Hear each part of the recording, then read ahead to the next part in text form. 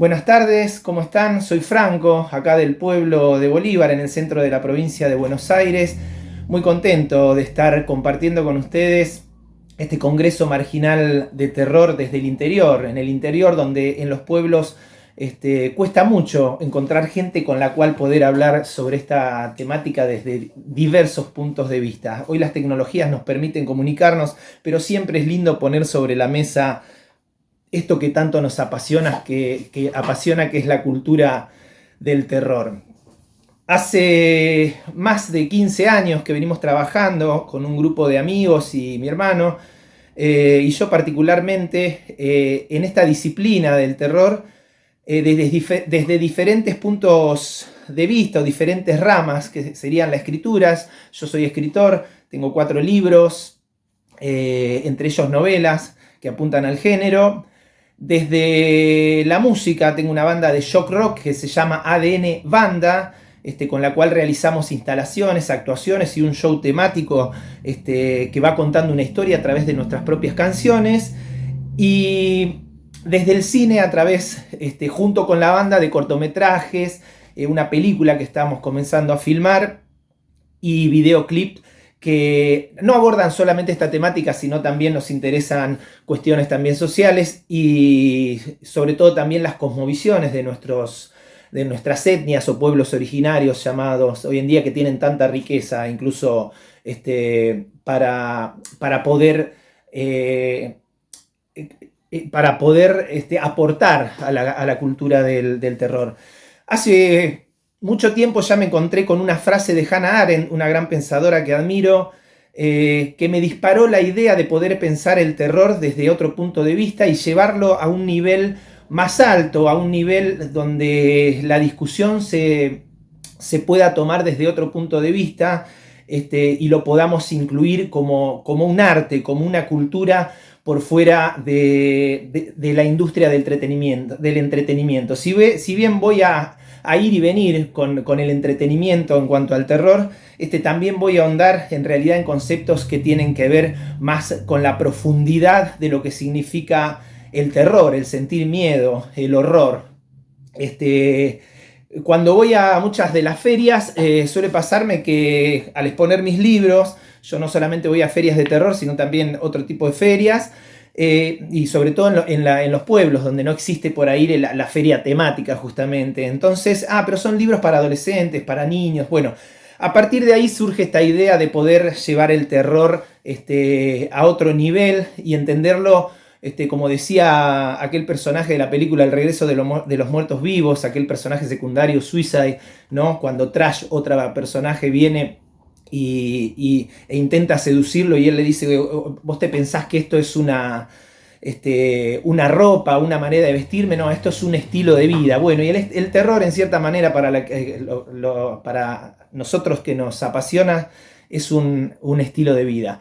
Hannah Arendt decía que todo lo vivo, y no solo la vida vegetativa, nace de la oscuridad, y por muy fuerte que sea su tendencia natural hacia la luz, a pesar de todo, para crecer necesita de la seguridad que da la sombra. Lo importante, esta ponencia se va a llamar El terror, una emoción entre la oscuridad y la luz. Y en ese juego entre la oscuridad y la luz está la realidad y la ficción también. 2 ejes voy a tomar que van a ser el terror y el horror, y qué sucede en el medio, y el terror y la filosofía. Anne Radcliffe, que conocerán, una novelista británica pionera del género gótico de terror, dice que el terror y el horror son tan opuestos entre sí que el primero expande el alma y despierta las facultades dormidas hacia las esferas más altas de la existencia. Importante esto, ¿no?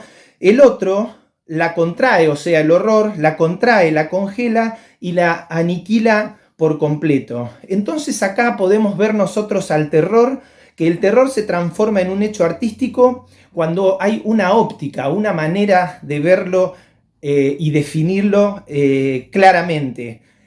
Podríamos decir que el terror también no solamente es una manera de estar en el mundo, sino también de interpretarlo. El terror nace del miedo. Nosotros tenemos que tener miedo para sentir terror, ¿no? Ese terror, ese miedo, nos va a llevar a 2 caminos, o o retroceder o tener valor para enfrentar las cosas, ¿no? Entonces el terror, en cierta manera, nos da la valentía, la seguridad para poder realizar las hazañas que vendrán después, de alguna u otra manera. El miedo se manifiesta en 4 niveles, dice la ciencia, ¿no? Tenemos el cognitivo, que es el que transforma los pensamientos e imágenes negativas, y es donde aparece el estímulo y además hay una interpretación que se hace al respecto, ¿no? A través de la cognición. Tenemos el fisiológico, que ahí es donde ocurren determinados cambios corporales, como son la aceleración del ritmo cardíaco, la respiración, la contracción muscular, ¿no? Me preparo para lo que va a suceder, ¿no? El conductual, que es el miedo, se origina en acciones hacia el estímulo o situación temida, como paralizarse o escapar o ponerme a llorar. Y el neuronal, el miedo comienza en una región del cerebro denominada amígdala. El cerebro tiene tiene muchas partes, ¿no?, que van a tener que ver justamente con el miedo y con el terror.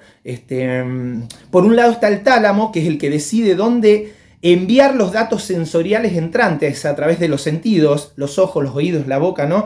Es el que decide, el tálamo, dónde enviar esos datos. El córtex, que es el que interpreta esos datos que yo recibo, el hipocampo los almacena y recupera recuerdos conscientes de otras situaciones anteriores, ¿no? Y así se va agrandando la cosa un poco también, ¿no? Y aparece el contexto para yo poder entender esa situación de miedo terrorífica que me está sucediendo. Y por último la amígdala, que es la amígdala, que es el que decodifica las emociones, determina la posible amenaza que yo voy a tener. Por último, el hipotálamo activa la respuesta de lucha o huida. Por lo tanto, el miedo se transforma en terror aquí, ¿no? Esa activación de mis miedos generan el valor, por lo tanto, una manera de ver el mundo y poder enfrentarlo. Hay quizás no solamente una óptica, sino también una ética en esto de poder posicionarme frente al terror, que activa nuestros sentidos. La creatividad para la realización de un hecho artístico, de terror en este caso, ¿no?, se va a desarrollar y aflorar a partir de este tipo de condiciones, ¿no? Por lo tanto, tenemos 2 maneras de verlo. Tenemos por un lado el terror y por otro lado el horror, que son emociones primarias, quizás de las más antiguas, pero que tienen grandes diferencias y a la vez quizás una se necesita de la otra para que ambas puedan convivir, ¿no? Por un lado, el terror es aquello que está por venir, y es ahí donde, a través de nuestro sistema nervioso autónomo, que tiene 2 engranajes, por un lado el sistema pasivo y simpático, que es el de la calma, de la tranquilidad, y por otro lado el sistema parasimpático, que es el que me prepara, como decíamos hoy, para la lucha o para la huida. Cuando recibimos una situación de terror, incluso en la industria del entretenimiento, se activa nuestro sistema parasimpático, nos ponemos en un estado simpático-tónico que nos lleva a poder a ver cómo resolvemos esa situación, cómo la enfrentamos o cómo la enfrentaría esa persona que estamos leyendo en el libro o que está delante de la pantalla. Por otro lado, el horror es una emoción primaria, pero muchísimo más visceral, porque va más allá del razonamiento. El terror por ahí me produce miedo, pero el horror ya me produce pánico. El pánico tiene que ver con una paralización completa. Yo dejo de pensar y no sé cómo voy a actuar en esa situación. Los sentidos, quizás el intelecto, comienza en cierta manera a fallar. Entonces el terror es el sentimiento provocado cuando creemos que algo horrible está a punto de suceder, y el horror es lo que sentimos cuando eso ya ha sucedido. Entonces, ¿qué pasa acá?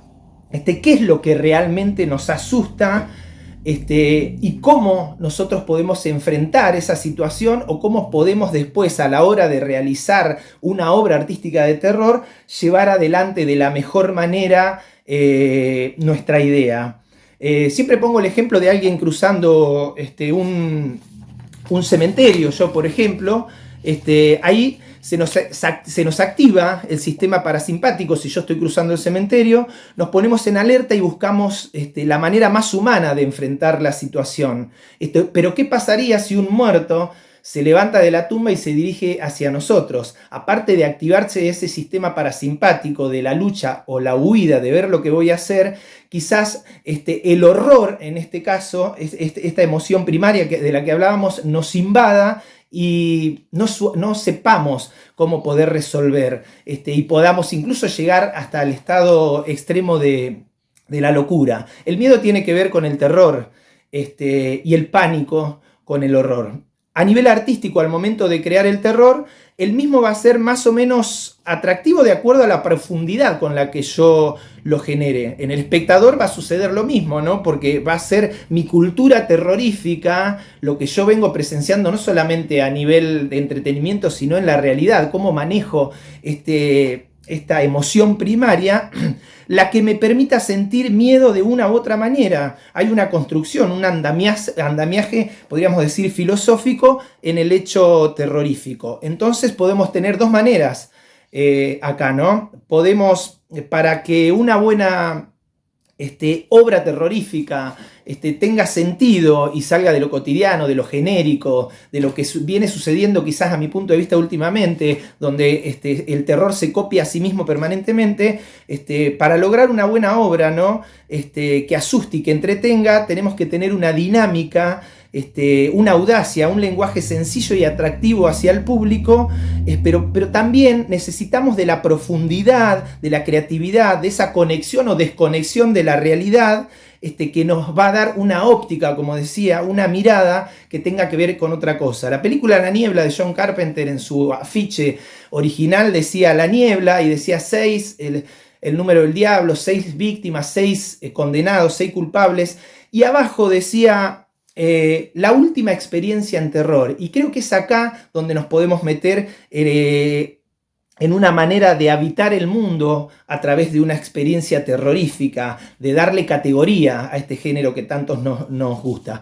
Y voy a entrar en el terror y la filosofía. Hay dos niveles de realidad que componen el dualismo ontológico de la antigua Grecia, ¿no? Ustedes sabrán, ¿no? Del mundo platónico, que es el mundo sensible y el mundo inteligible o suprasensible. El mundo sensible como aquel mundo en el cual o el cual tiene que ver con las cosas, el mundo del universo físico, es el mundo fenoménico, que a veces suelen decir algunos que es una copia dudosa de la realidad.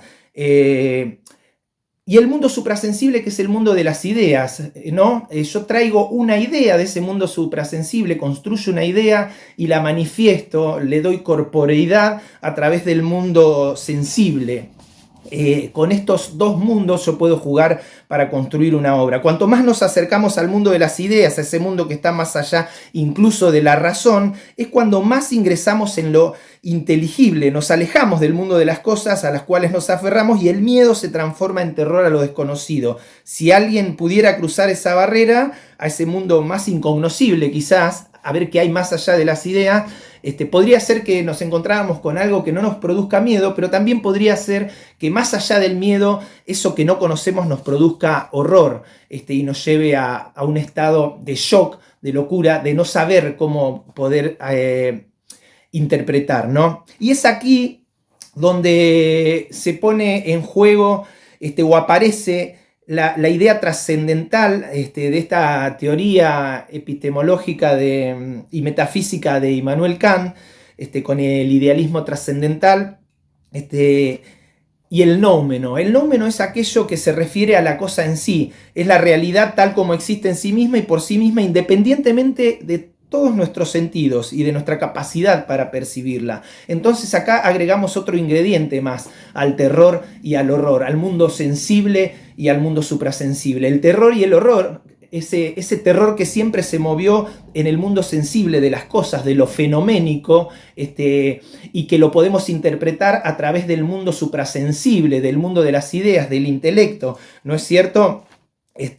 Pero ¿qué pasa si a eso le ponemos este ingrediente de lo incognoscible? Aquello que Lovecraft, ¿no? Que Howard Lovecraft denominaba, ¿no? En alguna de sus historias como lo innombrable, eso que, lo incognoscible, eso que yo no puedo conocer. ¿Qué sucede? ¿Cómo nos plantamos ahí? En la filosofía de Platón representa una especie inteligible o idea que indica todo aquello que no puede ser percibido en el mundo tangible, ¿no? Y a la cual solo se puede acceder mediante el razonamiento, ¿no? A esto incognoscible. Pero sin embargo, Kant le va a aportar un ingrediente más a estas ideas platónicas, y va a aparecer el noumeno kantiano, que es aquello incognoscible, ¿no? Aquello que yo no sé de dónde viene, cómo le puedo dar forma, cómo lo puedo interpretar, ¿no? Se sostiene que todos los objetos empíricos, incluso objetos en el espacio y el tiempo, dependen de la mente y que no podemos conocer el mundo independientemente de ella. Por eso lo incognoscible, lo nouménico, va más allá de lo mental, y ahí es donde por ahí se produce el horror más marcado que podemos tener dentro del cine o la literatura también, y en la realidad misma, ¿no? El terror tendrá que ver con el mundo más platónico, y podemos decir que el horror tiene que ver más con el mundo nouménico de Kant. Lacan decía que para interpretar la verdad, ¿no? Cognoscible, hay dos maneras. Por un lado está la realidad, que es aquello simbólico, aquello que nosotros podemos ver, tocar, ¿no? La señal de una calle, un auto que pasa, la persona que me saluda. Todo esto tiene que ver con la realidad, pero después lo real está más allá de esta realidad, porque lo real es eso que no podemos conocer, ¿no? La ausencia total de algo, lo que solemos decir la nada, es algo inquietante para la razón humana, ¿no? Estamos acostumbrados siempre a la presencia, pero ¿qué pasaría si en algún momento no hay nada? El sujeto, decía Kant, ¿no? Es aquel que le da forma al objeto. El sujeto constituye, forma lo fenoménico, el objeto. Sin el objeto no hay nada, por lo tanto no hay nada que nos asuste, quizás, porque si entramos en lo nouménico, tal vez la cosa pueda llegar a cambiar. Para ir cerrando y dejar abierta la conversación y las diferentes opiniones, quisiera decir que entre la oscuridad y la luz siempre hay una manera de interpretar y de ver el mundo que tiene que ver con el miedo y con el terror. Carl Jung decía que no es posible despertar a la conciencia sin dolor. La gente es capaz de hacer cualquier cosa, por absurda que parezca, para evitar enfrentarse a su propia alma. No nos iluminamos fantaseando figuras de luz, sino haciendo consciente nuestra propia sombra. Caminar ese camino entre sombras y luz, entre el miedo y el terror, quizás es el que nos va a hacer evolucionar hacia un estadio como individuos, y también, ¿por qué no?, en el mundo artístico, y poder tener una mejor propuesta a la hora de compartir el terror, sobre todo con aquella gente que por ahí entiende que el terror es algo solamente para el entretenimiento y algo pochoclero que no puede ir un poco más allá y el cual no se puede debatir. Por eso digo que hay una cultura terrorífica que va más allá del entretenimiento de un domingo a la tarde con una película. No podemos iluminar el mundo en su totalidad, pero sí podemos ofrecerle a la oscuridad un poco de luz. O sea, hay dos opciones: renunciar a los misterios de la existencia, generalmente ubicados en las sombras, o adentrarnos en ellos y descubrir lo que hay cuando ingresamos justamente en la oscuridad de la luz. Así se llama mi último libro, En la oscuridad de la luz, que salió hace muy poquito y estoy presentando, justamente tratando con historias de ficción, pero justamente tratando de compartir y ampliar este universo y llevarlo un poco más al mundo de las ideas, de los conceptos y, por qué no, también de la filosofía. El afiche de la película Friday Night, Una noche de miedo, acá en Argentina, decía: si te encanta estar asustado, esta es la noche de tu vida, ¿no? Y creo que va por ahí. Quizás la creación no emplea la razón, ¿no? Y la verdad sea parte de lo impredecible de las historias que cada vez que nos ponemos a escribir o a construir, suscitamos. Muchísimas gracias, un saludo muy grande desde Bolívar. y que tengamos una gran jornada.